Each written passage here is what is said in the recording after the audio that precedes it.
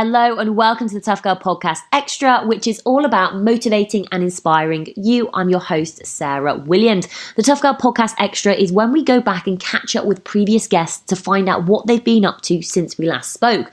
Today, I'm really excited that we're going to be catching up with professional ocean racing sailor Pip Hare, who last came on the Tough Girl Podcast on August 15, 2017 to share more about being part of the all-female team who won the 3 Peaks Yacht Race. So make sure you do go and have a listen to that episode after this one, and you'll be able to find out more about Pip's early years, her background of how she got into sailing, what she's learnt along the way. We're going to crack straight onto this episode, but keep on listening till the very end because I'm going to be sharing more information about awards that the Tough Girl Podcast has won. I'm going to be giving you an update, and I'm also going to be sharing more about some of the future guests that we have coming on. But without further ado, let's catch up with Pip Hare.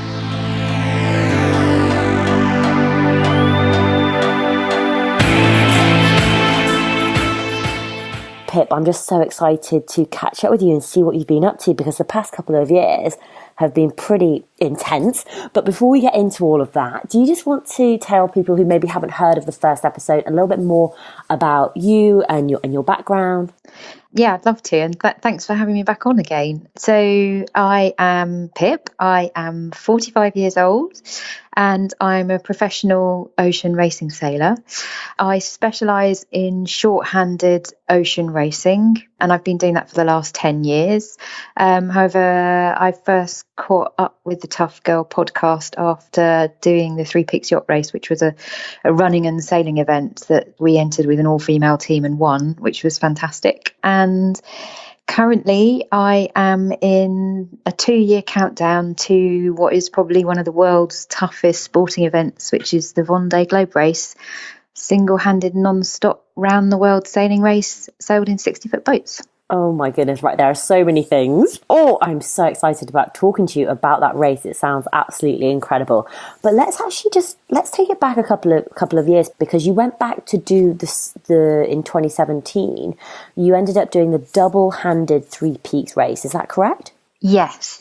So just to sort of frame the 3 Peaks Yacht Race for people that don't know it, it's a sailing and running race, and you basically sail between Snowdon, Scafell and Ben Nevis, and then you run up those mountains, and obviously the mountains aren't next to the sea, so you have to run quite some distances. You run from the closest point on the shore to the top of the mountain and back again. There's some cycling involved to get to Scafell. It's essentially 3 almost marathons. It's a really old race. I think it's in its 43rd year now, and every year the race is competed by teams of 5. So you have 2 runners who do every mountain and they sleep on the sailing legs, and then you have 3 sailors who do the sailing and sleep while the runners are running. And I had done, after I finished with the all girls team, I'd done the 3 Peaks Yacht Race twice and won both times with full crews. And myself and my friend Charles, who is a really good fell runner, we'd been talking a long time about doing the race double-handed, whether it was even possible to do 2 people doing all the sailing and all the running. And we thought, let's give it a go. So yeah, in 2017, we put together a plan. We had to get special permission from the race committee to allow us to do it in a team of 2. And we did. We sailed, we ran, we cycled. We had, over the whole event, we probably had about 6 hours of sleep. And yeah, it was absolutely incredible. It was probably I think it is the thing I'm most proud of that I've ever done. Oh, that is so fantastic. I mean, and you ended up coming in 3rd as well, which is just, I mean, how do you cope with the physicality of that race, but also like the sleep deprivation? Like, what's going on through your heads? Because I'm dealing with sleep deprivation a lot when I'm sailing short-handed. So when I'm single-handed sailing, I will sleep for only sort of 20-minute bursts at a time. So I'm used to operating on a small amount of sleep. And in terms of the running and the physicality of it, I just trained and trained and trained and trained. It was just a question of putting the miles in, obviously making sure I didn't get injured. But psychologically, the more miles that I did, the better I felt about the challenge. And we had quite a clear split as well, because obviously on the water, that's my arena. I'm really comfortable with my navigation, my sailing, my strategy, my tactics, how to run the boat, maneuvers. That's my absolute bread and butter. So on the water, I led, and Charles just did exactly as I said. And then on the land, that's his arena. And so he's incredibly good at navigation, at picking fast routes downhill. He's a really, really good runner. And so on the land, I just followed him. I made no decisions. He decided everything about pace. If I was tired, he carried my pack for me. And all I had to do was follow him, keep going, keep eating, keep drinking. That was it. And actually then, because we split up the responsibility. We'd already done a dummy run of all of the mountains so that I physically knew that I could do it. So then it was just a question of putting it all together. And I have to admit, when we started, we didn't know if it was going to be possible.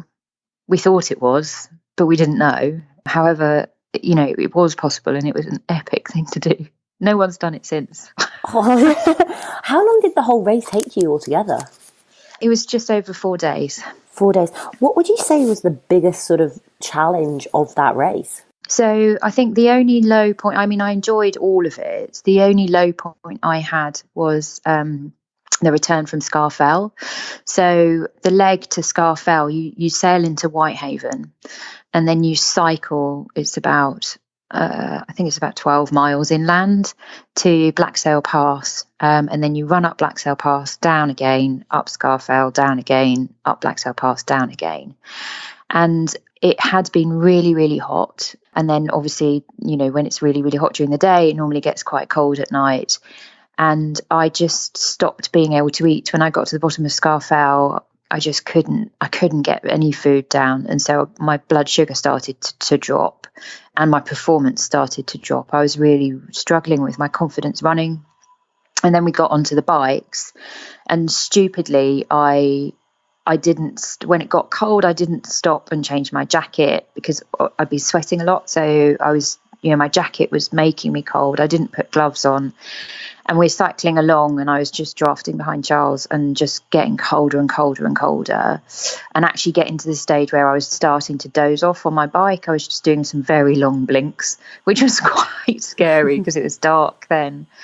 And eventually I said something, and we stopped, and I couldn't take it. My hands were so cold. I couldn't put my gloves on. So he had to put my gloves on for me.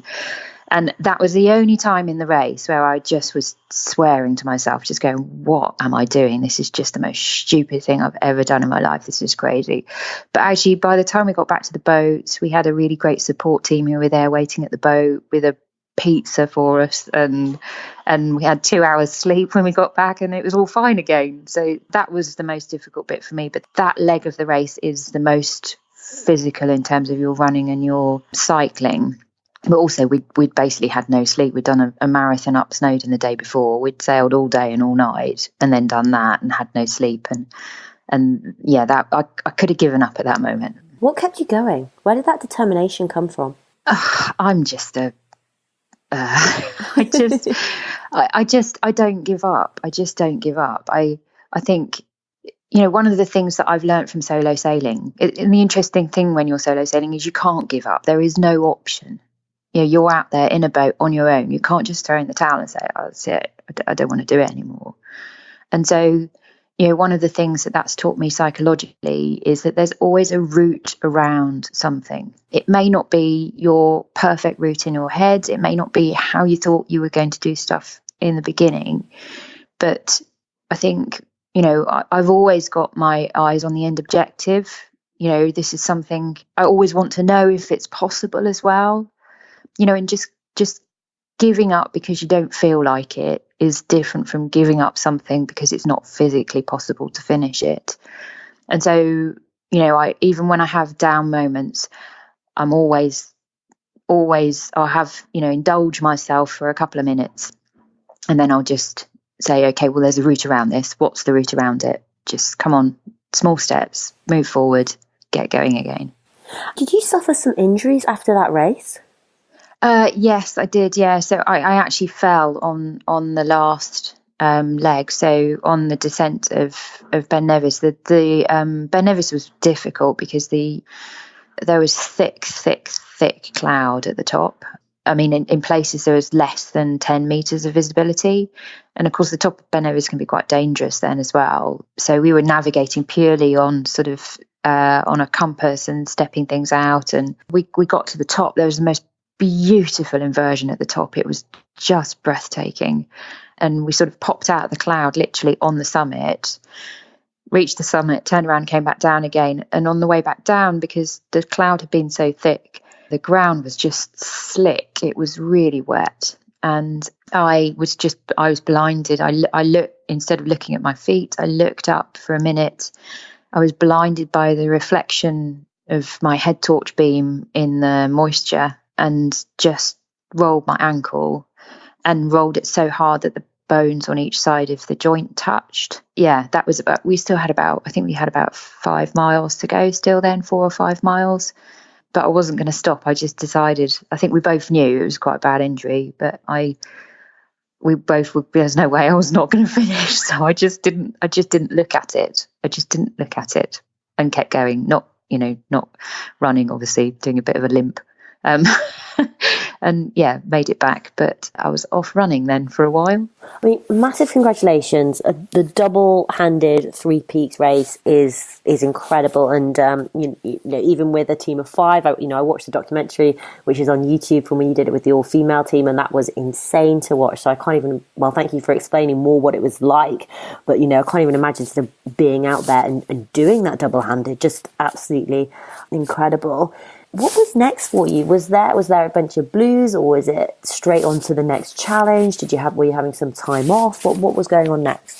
So the back end of 2017 was, so I had at the time I had a job running a race yacht, which actually I'd been doing for the best part of a year. And I think towards the end of that year, I was coming to realise that running somebody else's race yacht is not the same as having your own campaign, and you're making somebody else's compromises all the time. And I think I was really then starting to search for something else for me. I wanted to get my own campaign up and running, and was increasingly aware that my ambition had always been to enter the Vendee Globe race. And at the end of 2017, I was just increasingly aware that because of my age, and because the race is only every 4 years, if I didn't make it into 2020, then it would become harder and harder for me to get a place in the race.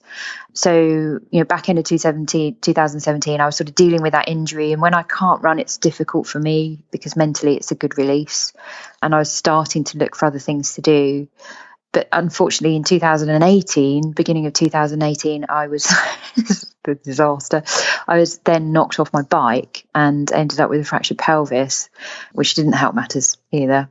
How do you cope when you're sort of dealing with injury and stuck inside and can't do the exercise that you're used to doing? It's really, really difficult. I've found it immensely difficult. It's a double thing. One is that I need physical exercise, but secondly, I also need light. I need to be outside, and especially when I was recovering from my fracture in my pelvis, it was winter, it was dark, it was difficult for me to go outside with crutches because it was so slippery and wet, and so that was very hard. I ended up my yoga teacher up the road, I ended up going and spending a bit of time with him.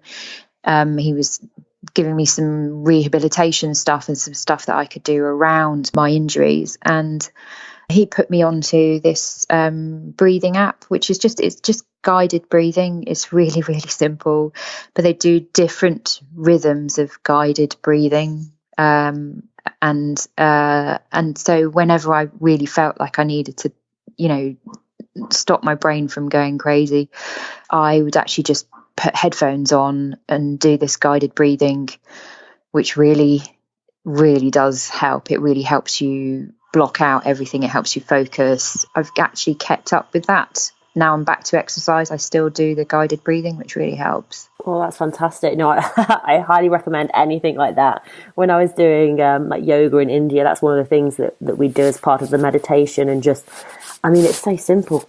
Always go back to the breath. You said, although I'm sorry, I'm saying it's really simple, but it's actually a lot harder to breathe, like, which sounds stupid to say. Yeah, because I always need challenge. It needs to be a competition for me, which is not entirely how yoga should be, I know. I was always going for the 5 in, 7 out breathing, which is actually really quite hard to attain, but that was my goal. I'm going to do that. Deciding on, now is it the Vendee or the Vendee? Vendee. Vendee. Yeah. So tell everybody a little bit more about the Vendee race, and then I'd also love to hear more about your thought process and making that decision behind committing to it and deciding, actually, yes, let's do this. The Vendee Globe race is a single-handed, non-stop round-the-world race, and it's raced every 4 years. We race in 60-foot boats that have sail areas that are up to 600 square metres. So that would be enough sail to cover 3 tennis courts. And we manage all of that on our own. The boats do speeds up to 40 miles an hour. Well, some of the really new boats go up to 50 miles an hour. The race has only ever been finished by 87 people in the entire history of the race. And of those 87, only 7 of them were women. So more men have walked on the moon than women have finished the sailing race.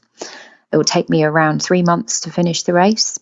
And that is 3 months of constant performance. During those 3 months, I will need to obviously sail the boat, navigate, fix everything that breaks. I'll be sleeping for 10 or 20-minute bursts at a time. I'll be eating freeze-dried food for the whole 3 months. And as a sporting event, it's unique in the world because it is 3 months of solid performance. It's incredible. I read about it when I was sort of first 16 or 17 and decided that I wanted to do that race. So, yeah, I just sort of keep having to pinch myself that I'm actually going to be on the start line next year. I mean, where do you even start with a race like this? Like, how long have you been planning? How long have you been preparing for this? In reality, this has been 10 years of work to get me here. I mean, it is the absolute pinnacle of solo sailing. So it's not something that you just wake up in the morning, decide you're going to do. And also there is a qualification process to get in and a selection.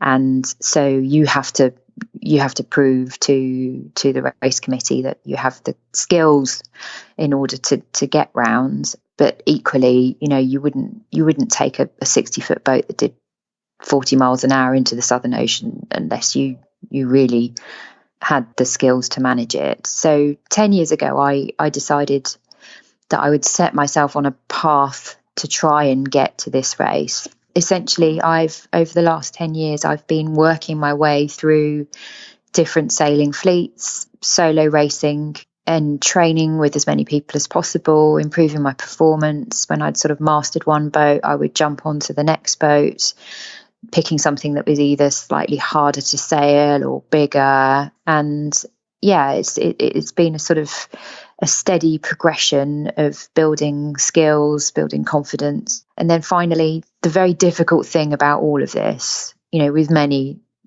big events, it's always the same. The difficult thing is firstly getting a boat, because you're only allowed to enter in certain types of boat, which is the boat's called an IMOCA, and it's 60 foot long. So getting hold of one of those boats is hard because they cost a lot of money. And then secondly, raising the funds to do the race is always going to be difficult, because this is the equivalent of Formula One or something like this. It's a big international sporting event. It's I think the last race had a global reach of 1.2 billion people following it. So there's many more challenges than just the sailing and getting to the start line. Could we talk about the money and the boat and the financial sort of aspects of it? Is this something that you're self-funded? Have you managed to get corporate sponsorship? Like where did you get your boat from? So for me, the final piece of the jigsaw was always the one that I couldn't have the confidence was going to fall into place, because over the last 10 years I've built up the skills and the ability to do the race, but getting hold of this boat and then making the project live and finding the funding for the project always seemed like it was going to be too hard. And in the middle of last year, I'd been asking around to find out, whether I could charter in a mocker, or, just how I might get hold, what boats were available, how I might get hold of one. And in the middle of the last year, I got offered the opportunity to charter my boat. My boat is one of the older boats in the fleet, but it's really, really strong. And for me, it's going to be perfect. The charter fee was not ridiculous. It was an attainable monthly charter fee. And I thought about it and realised that actually this was probably going to be my opportunity. And so I just needed to make it work. And I launched my campaign in November last year with a crowd fund. And then I took out a loan to cover the first few months of my charter. From there, I've needed to make it work. So I'm not fully funded yet, but I am, all the time that I'm sailing and training and racing, I'm also looking for corporate sponsorship. And I have a 3-tier strategy to my funding. So there's corporate sponsorship. There's like a business club where smaller businesses can pay a monthly fee and join the club. And then I have a crowd fund, and I'm the only boat in the fleet that's funding in this way. But I've managed to hit all of my qualification targets for the Vendee Globe. On Sunday, I start my 3rd big IMOCA race. And yeah, it's really happening. It is unbelievably hard work. And, I'm still looking for that funding, but people have believed in what I'm doing and like the story enough that we've made it through a whole year, which is just, it's unbelievable. Are you able to give us a ballpark of how much it costs? So, for example, rowing the Atlantic, it's almost like 100,000. If you're doing Everest, it's like 60,000 plus. What does it cost to do this race? It's a sliding scale, obviously, but my campaign, I'm looking to raise 1.2 million, and the boats that I'm racing against, they'll have budgets of tens of millions. Wow! Oh my goodness! Are there any other women in the race in 2020? Yes, this is what's really, really exciting. So last year there were no women, and in the whole history of the race, only 7 women have finished. And next year there's going to be 6 women on the start line, which is just epic. It's incredible. This is the hardest sailing race in the world. It's the absolute top level of what we do. And to have 6 women out of a total entry of 34 on the start line is really exciting. Oh my God, I completely agree. Like, I'm like blown away. I'm so excited. Does your IMOCA 60, does it have a name? Have you named her? So it has a name. The name is Super Bigu. So it was named by the original builder, who was a Swiss guy called Bernard Stamm, who is actually a really famous offshore sailor. And the name hasn't changed. So the boat's 20 years old now, and the name hasn't changed because the boat has a great history. It's got a beautiful story, and it's well loved by the French.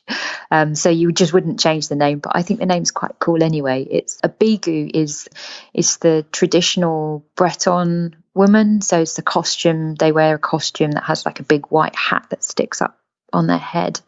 And Super Bigu was a cartoon strip from the 80s, a bit like Super Gran. So she's this old Breton granny who wrestles sharks and drives racing cars and stuff. And that's the name of my boat. I love it. Fantastic.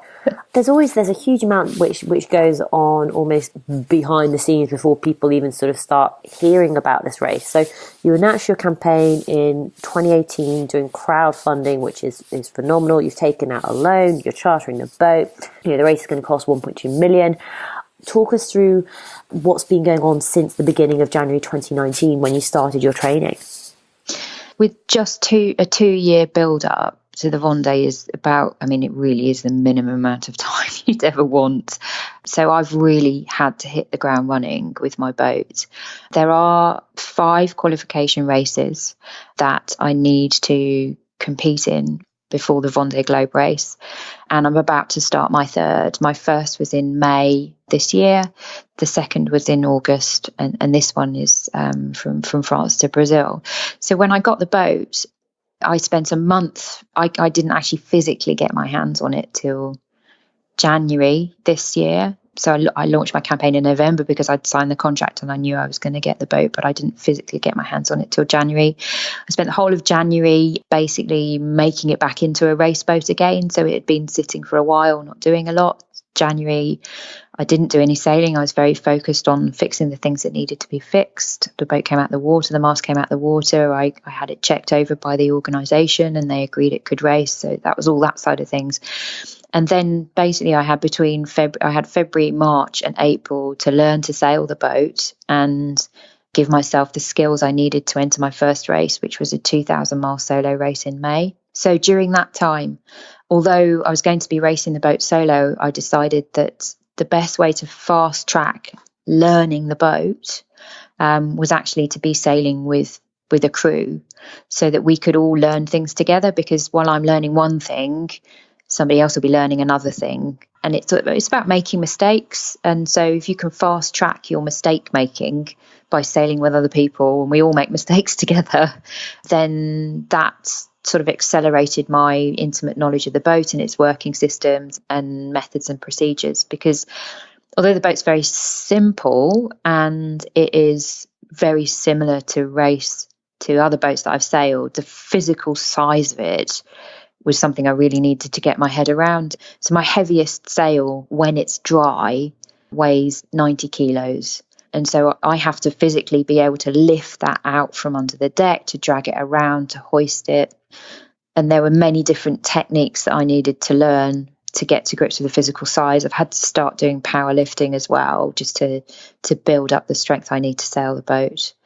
Then my first race was in May, and that really for me was just, it was my chance to prove to myself that I was doing the right thing. You know, it was really nerve-wracking for the first time it's crazy being on a start line in control of this massive 60-foot boat. You're on your own and you're lining up next to other people in massive 60-foot boats on their own.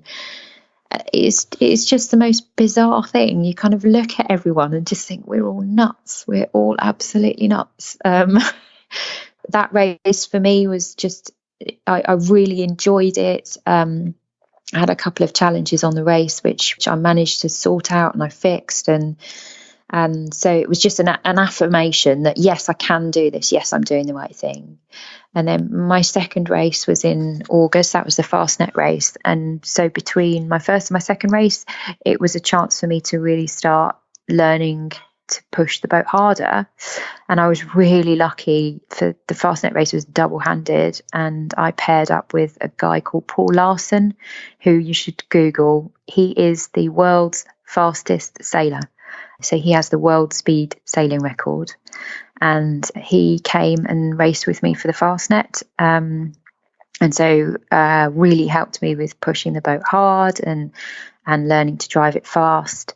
And in the Fastnet race, on an old boat and the smallest budget in the whole fleet, 24 hours into the Fastnet, we were leading the entire IMOCA fleet. So behind us on the water, we had boats with budgets, 10 million euro budgets.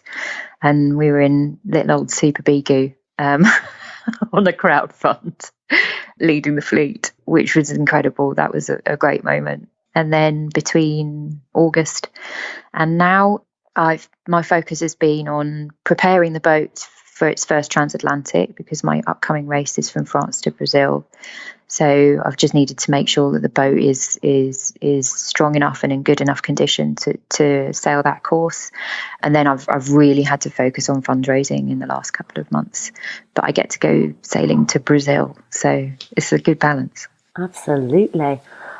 I find this fascinating because there's just so many different elements and there's so many different levels and there's so many almost different compartments.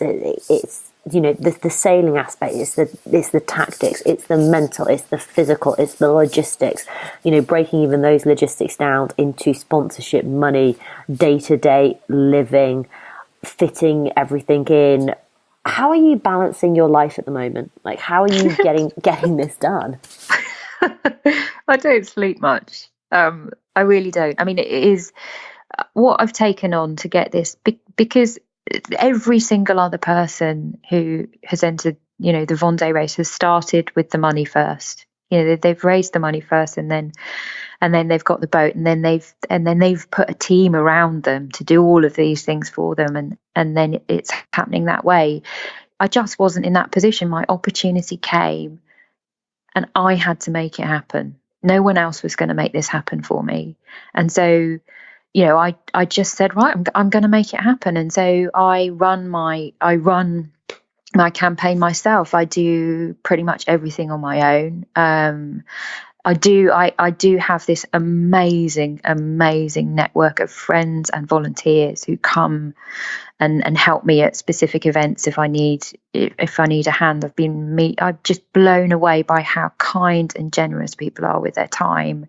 And at the moment, I'm in France, and I've got 5 people with me who are, well, they've all gone down to the boat now and left me to talk to you. But they're working on the boat for me, which is incredible. So I've needed to learn to ask for help. I'm not somebody that asks for help very often, but basically I get up at 5 o'clock in the morning. I go to bed when I fall over. I have multiple job lists in multiple different work streams, lots of balls in the air. The inside of my head you just wouldn't want to look at. It's really, really hard. It's an insane amount for one person to do, but if this is going to happen, it's going to be me that makes it happen. No one else is going to hand this to me on a plate. And so I know what my critical path is. I know what my priorities are every single day, and I nail those and then get onto the nice to haves afterwards. But it's just a lot of work. How are you handling that stress and that pressure? It's I get out and run when I can, which really does help. I have a couple of people who I can talk to about it, which is really important. Because a couple of times I do get to the stage where I just think I can't take this anymore. I can't handle this anymore. Leading up to this race was quite difficult because my co-skipper broke his arm 3 weeks ago. I managed to find another one. It's fine. I found a Dutch sailor he's a really good offshore sailor, and he was dead keen to come race with me, which is fabulous. But sometimes I just get, it's only a moment in time, and I just need to let off a bit of steam. So I will go and talk to one of my friends about how I'm feeling. But overall, there is a high level of stress, of course. But I know that I've put all of this on myself, and I know why I've put it on myself. And I know, so deep down in my heart, I am going to compete in the Vendee. I've wanted to compete in the Vendee my whole life, and I adore sailing that boat offshore on my own. It makes me feel incredible. And so it's all worthwhile. Best of luck with the race that you've got coming up, which is starting on the 27th of November. Yes. Yeah, October. 27th. Yeah, it's on Sunday. Yeah. So the Transat Jacob. No, you can say the race. What's it called? Transat Jacques Vabre. Amazing. And then you're going to be in Brazil. Are you going to have some R&R? Are you going to be staying there for New Year? What is the plan? No, of course not. Will you sail back? Yeah, I'm sailing back. So I'll be in Brazil. Providing the boat turns up with no major damage, then I'll be in Brazil probably for about 3 days. I have a delivery crew flying out, and so I'll swap over my co-skippers and then turn around and sail back. And yeah, I'm hoping to be back in the UK mid-December, and then the boat's being lifted out of the water straight away, and I've got a 3-month refit planned. So we're basically taking the boat apart. Every single thing on the boat is coming off. It's all coming apart, and we're inspecting it, maintaining it, renewing it, to make sure that next year, my boat is absolutely 100% ready to take on the Southern Ocean. And then Christmas I'll spend with my family, but New Year I'm actually going out to South Africa. I coach shorthanded sailors internationally, and I have a Brazilian team who are doing the Cape to Rio race, and I'm going to pop out to South Africa and give them some coaching before that race starts at the beginning of January. And they said, why don't you come out and spend New Year with us? So I thought, why not? I'll go and do that. That'd be nice. Just quickly run through what you've got coming up in 2020 and how people can follow along with your racing. So 2020, I've got 2 single-handed transatlantic races. So one is from Brest to Charleston in South Carolina, and that's in May, and the second one is in June, and that's from New York to Les Sables-d'Olonne in France. And then I will have a gap of 3 months when the boat will be back based in Poole, where it lives, and I'll be doing sort of a bit of racing in the UK. And then the Vendee Globe race starts on the 8th of November next year, and that leaves from Les Sables-d'Olonne. We head down the Atlantic. We leave the Cape of Good Hope to port. We leave Australia to port, and we leave Cape Horn to port, and then come back to Les Sables-d'Olonne. You can follow me through my social media channels, which are all Instagram, Facebook, Twitter. It's all Pip Hare Ocean Racing, and I have a website which is piphareoceanracing.com. Particularly in this race, so there's always a race tracker. You can see where I am on the Atlantic, and on this race I'm going to be sending back a lot of video, because I really want to share the human element. I think sometimes sailing is a little bit bemusing for people as a human experience. There are so many relatable challenges that I'm going to be facing while I'm racing. So I sent back a lot of video about what it's actually like on board, how I'm feeling, the challenges that I've had during a day, the good bits, the bad bits, lots of pictures of dolphins, because we love dolphins. Is it possible to have like a live webcam like running on the boat at all times, so people can just be like, oh, what are you up to now? So that might be a little bit expensive. Okay. Satellite data is quite expensive. But one of the big things about these races is sharing as much as possible. And we do have, so not for this race coming up, but certainly for the Vendee, there will be the ability to have a live link on board at times. It's one of the things that we have to sign up to and agree to do for the race organisers, just because it's really bringing the race into people's homes then.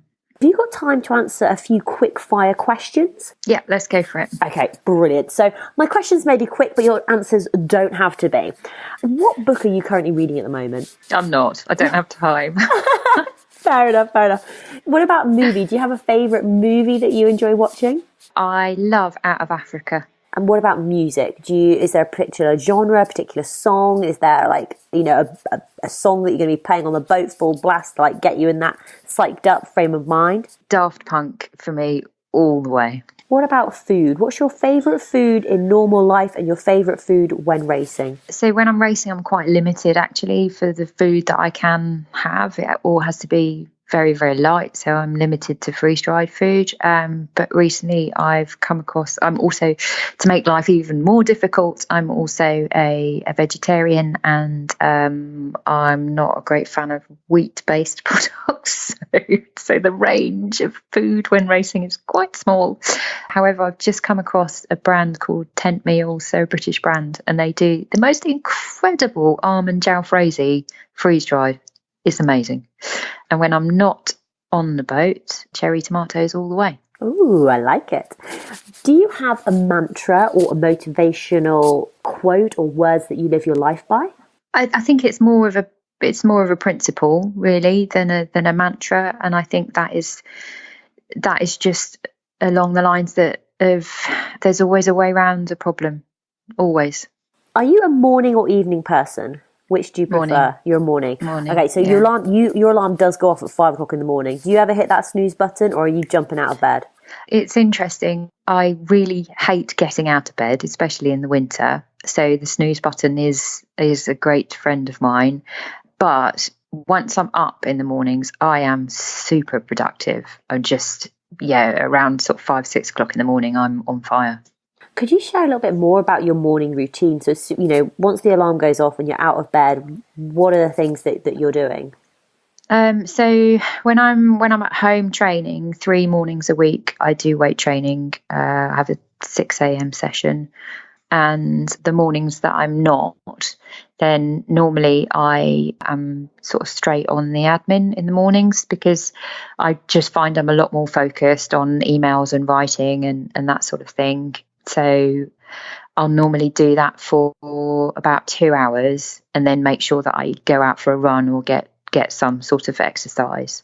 If it's my weight training morning, then I normally get up, have something to eat early enough that I'm not going to throw it up when I'm lifting heavy weight and just do, a couple of emails and then I'll go off to the gym. Are you a tea or coffee person?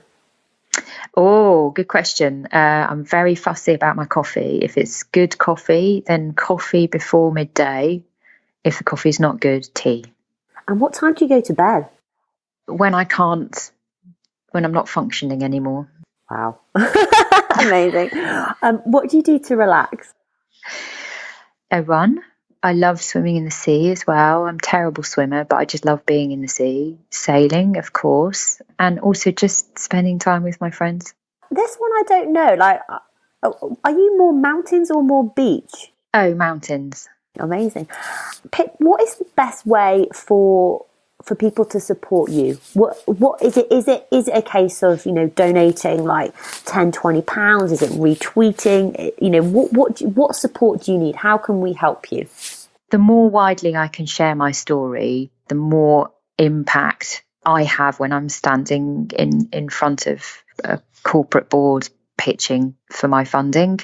So sharing the story, telling people about me is always going to help me. And so anybody that can do that's fantastic.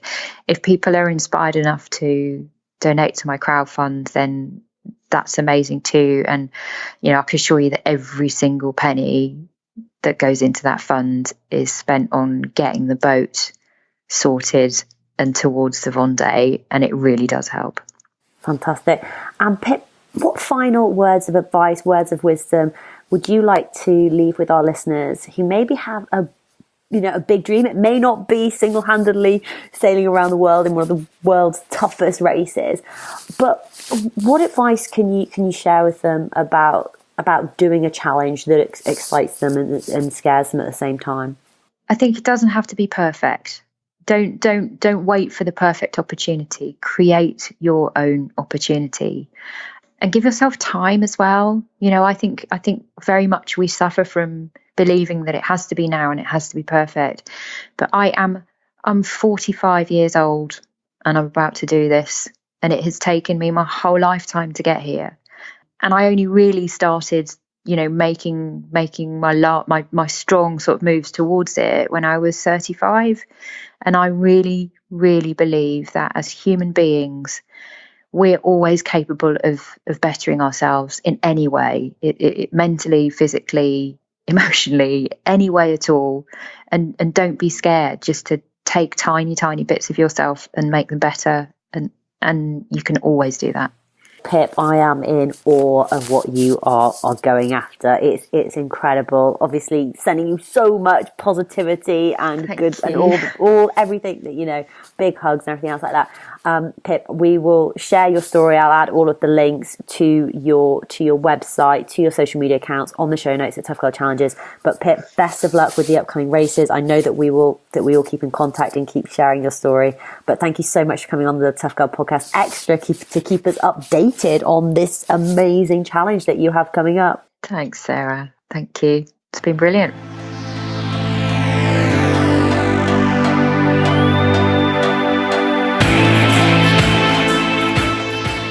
Hey tribe, how are you doing? I hope you are well, and I hope you enjoyed listening to that episode with Pip. Do you know, there's a couple of things that I really love there. One is I love the time frame that she's thinking in. The fact that she was 35 years old and started to think about doing this, and she started to put her plans in place. And actually, she thought really, really long term, which is something I think we all need to start doing, especially as the new decade is coming up. So when it turns 2020, that is an awesome opportunity to really think about what do you want to achieve over the next decade. It's something that I've definitely been thinking about, and I'm going to be putting together my plan X, my decade plan.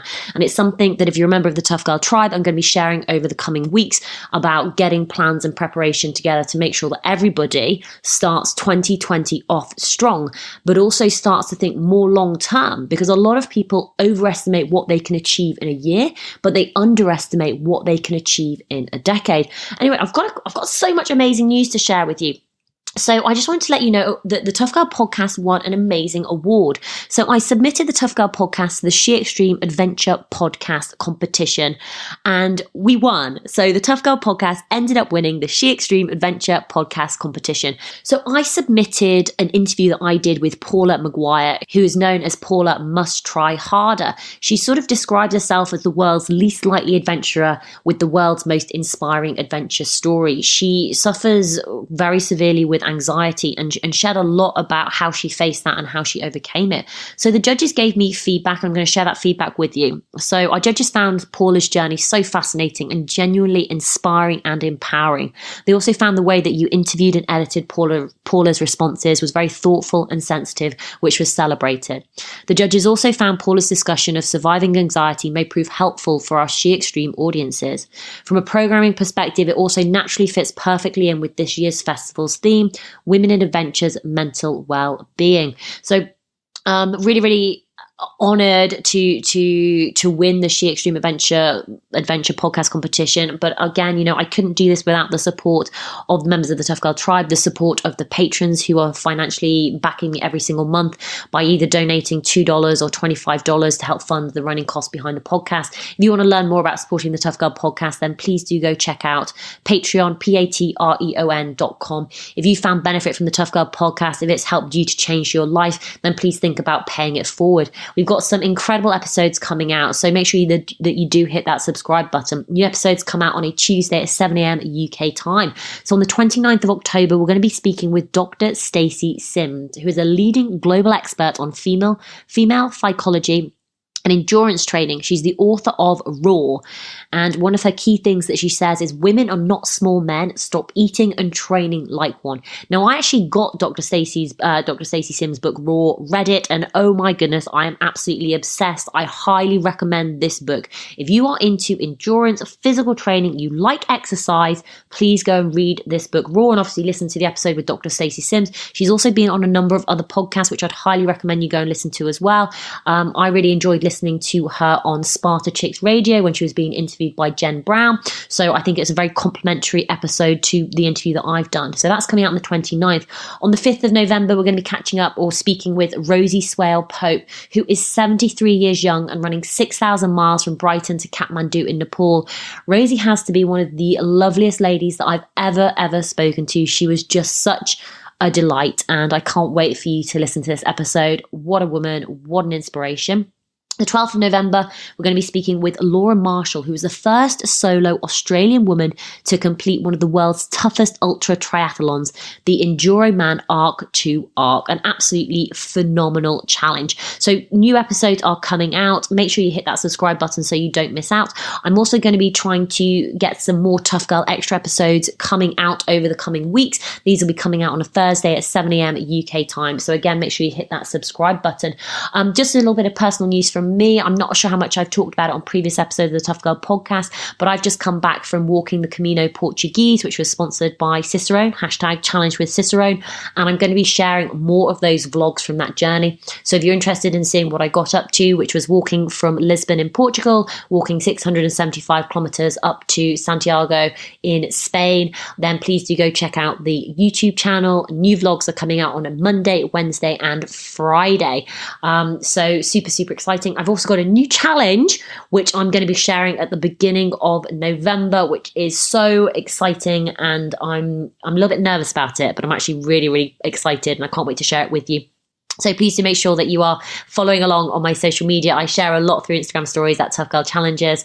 And again, if you go and visit the website, toughgirlchallenges.com, that's the main hub, that's the main center with links to the YouTube channel, to the blog, to the podcast, to more information about myself, my background, and also more information to the women that I interview on the Tough Girl podcast. There'll be more information on Dr. Stacey Sims, Rosie Swell Pope, Laura Marshall, obviously previous guests that we've had on, Jasmine Paris, the British ultra runner, Alice Morrison, who raced in the Tour d'Afrique, cycling from Cairo to Cape Town on a bike and doing the world's first trek from the highest point of North Africa to the Atlantic Ocean.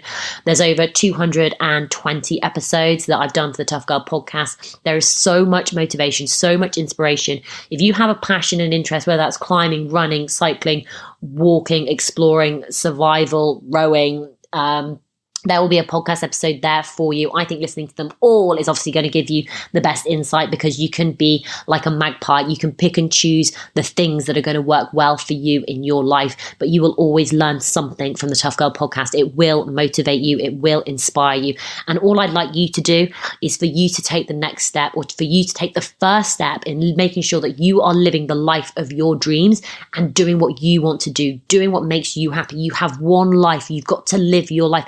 And like Pip says, you've got to be the one to make it happen. No one's going to serve this up on a plate for you. If you want something, you've got to get after it. So get after it. Give it your all. Give it 110%.